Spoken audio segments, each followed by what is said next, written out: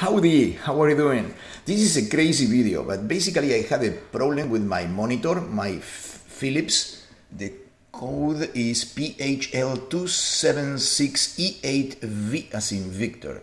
The problem was I had two computers connected to it. One was my desktop and another one was a Lenovo machine with an external mini USB. Let me show you if I can flip this. Oh no, I cannot flip the screen when I'm doing so. Sorry for this.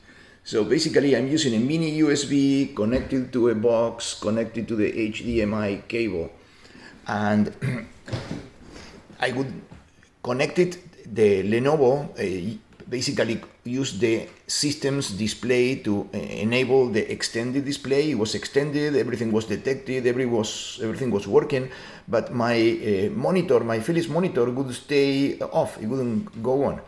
So here is my Lenovo machine, okay, this is the screen, the system's screen, okay, and here is my Philips monitor, okay. It would stay black, it wouldn't come on. So how did I fix it? It was very simple. Can you see there what it says 60 Hertz? Okay, the refresh rate. Let's see if you can see it. That I have 60 Hertz. Okay, I will change that 60 Hertz refresh rate to 30 Hertz and then it comes on.